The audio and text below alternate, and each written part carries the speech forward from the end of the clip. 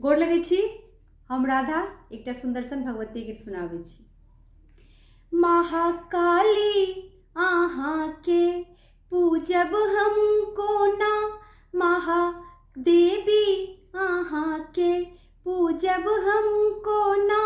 रूप देखते डरी अछि भयावह जेना, रूप देखते डरी अछि भयावह जेना।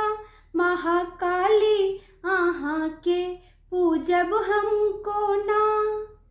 केस फूजल फहरल मेघ जेना, देह काली अमावस सुमेरु जेना।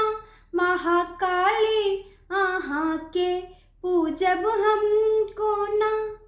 मुँह बने आकाशक छवि जे देखी, जीभ लहलह हो सोनित सँ भीजल जेना। महाकाली अहाँ के पूजब हम कोना।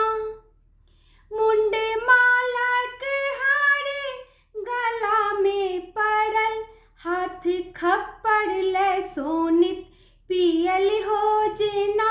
महाकाली अहाँ के पूजब हम कोना।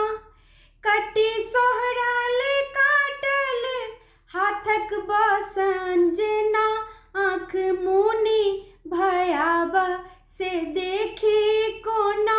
महाकाली अहाँ के पूजब हम कोना।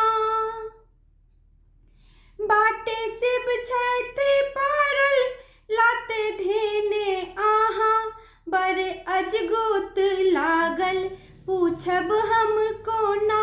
महाकाली अहाँ के पूजब हम कोना।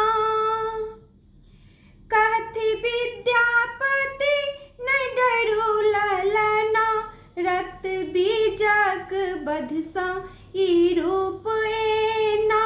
रक्त बीजक बध सँ ई रूप एना।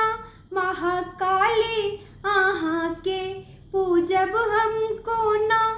दुख दानुज के ईता संहारक थिकी, सब हँस हँस पूजू महालक्ष्मी जेना।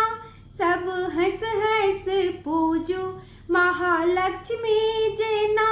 महाकाली अहाँ के पूजब हम कोना।